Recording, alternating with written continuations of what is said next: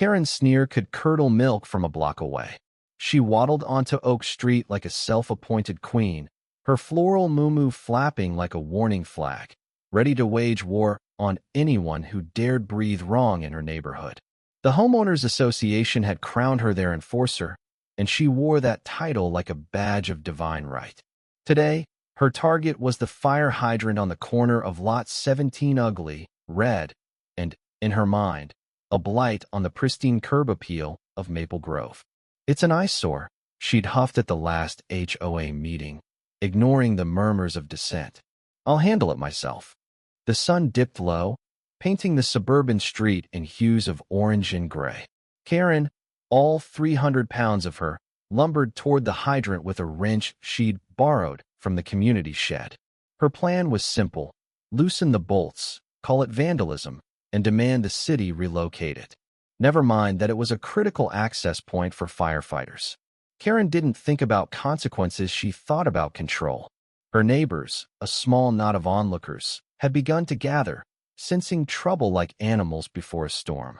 There was Javier, the quiet landscaper who kept his head down, Mrs. Patel, whose sharp eyes missed nothing, and Tim, the teenage skateboarder who'd already had 3 run-ins with Karen's rulebook. "You can't do that," Javier called out, his voice trembling with a mix of fear and frustration. He'd seen Karen's wrath before last month. She'd fined him for planting unauthorized marigolds. Karen spun, her jowls quivering. "Mind your own business, Javier. This is HOA property, and I'm fixing it." Her tone dripped with condescension, as if Javier's existence offended her. Mrs. Patel stepped forward, her arms crossed. "That's a fire hydrant, Karen. It's not your property, it's the city's." Karen's eyes narrowed. "You don't get to tell me what's what, Anjali. Go back to your curry and leave this to me." The crowd gasped. Tim, leaning on his skateboard, muttered, "Wow, she went there." Karen didn't care. She knelt awkwardly, her knees creaking under her weight, and started wrenching at the hydrant's bolts. Metal groaned, and a small jet of water spurted out, soaking her sneakers. She cursed, loud enough for the whole block to hear. "This thing's a hazard," she bellowed, as if the hydrant had personally insulted her. Javier shook his head. "You're gonna flood the street, lady." Karen ignored him, her face red with exertion and rage. Another bolt came loose, and water sprayed harder, pooling around her feet. Mrs. Patel had had enough. She pulled out her phone and dialed 911. "Yes, hello, there's a woman tampering with a fire hydrant on Oak Street. She's causing a mess, and it's dangerous." Karen overheard and shot upright, her wrench raised like a scepter. "You're calling the cops on me? I'm saving this neighborhood." Her voice was a shriek now, echoing off the cookie-cutter houses. Tim snickered, filming the whole thing on his phone. "This is going viral," he whispered to Javier, who just shook his head again. Minutes later, sirens wailed in the distance. Karen froze, the wrench slipping from her hand and clanging against the pavement. 2 police officers stepped out of a cruiser, their faces stern.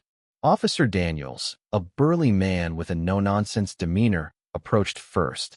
"Ma'am, step away from the hydrant." Karen puffed out her chest. "I'm the HOA president. This is my jurisdiction." Officer Nguyen, his partner, raised an eyebrow. "Ma'am, that's public property. You're committing criminal tampering." Karen's mouth opened and closed like a fish out of water. "Criminal? I'm improving property values." The officers weren't having it. Daniels inspected the hydrant, now leaking steadily, and shook his head. "This is a fire code violation. That hydrant's there for a reason. You're endangering lives." Karen's bravado faltered, but only for a second. "You don't understand. It's ugly. It lowers our curb appeal." Nguyen sighed, pulling out his notepad. "Name and address, ma'am." Karen crossed her arms. "I'm not telling you anything. You should be thanking me." The crowd murmured, their patience long gone. Mrs. Patel spoke up. "Her name's Karen Whitaker. She lives at 23 Maple Grove." Karen whirled on her. "Traitor, you'll regret this." But the officers were done talking. Daniels pulled out handcuffs, and the crowd fell silent. "Karen Whitaker, you're under arrest for criminal tampering and violating fire safety codes." The cuffs clicked around her wrists, and for the first time, Karen's smug facade cracked. Her eyes darted to the neighbors, searching for sympathy, but found only cold stares. Tim's phone was still rolling, capturing every second of her downfall. As the officers led her to the cruiser, Karen's voice rose to a wail. "This is a witch hunt. I'm the victim here." The water from the hydrant kept flowing, a small river snaking down the street, soaking her muumuu. Javier stepped forward, his voice steady now. "You brought this on yourself, Karen. You can't just do whatever you want." Mrs. Patel nodded. "Actions have consequences." Tim, still filming, added, "Karma's a beast." In the days that followed, the neighborhood buzzed with the story. Karen's arrest made the local news, complete with Tim's video, which racked up thousands of views online.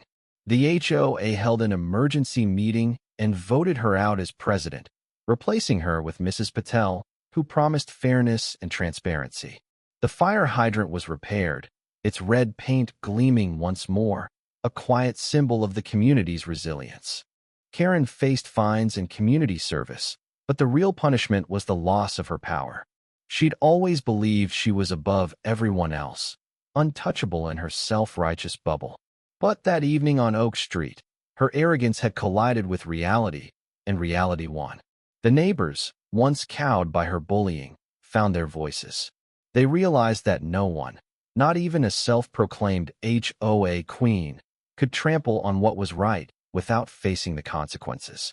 As the sun set on Maple Grove, the street felt lighter, as if a weight had been lifted. Javier planted new marigolds, free from Karen's fines. Mrs. Patel organized a block party, where neighbors laughed and shared stories, no longer afraid of a tyrant in a muumuu. And Tim? He kept the video online, a reminder that even the loudest bullies could fall. The fire hydrant stood firm, a quiet hero in a story of justice and retribution. Karen, meanwhile, sat in her house, blinds drawn, her reign over. She'd underestimated her neighbors, their patience, and the system she thought she could bend. The world didn't revolve around her, and that truth stung more than the handcuffs ever could. The lesson was clear. Power built on arrogance and disdain for others is a house of cards, waiting for the slightest breeze to topple it.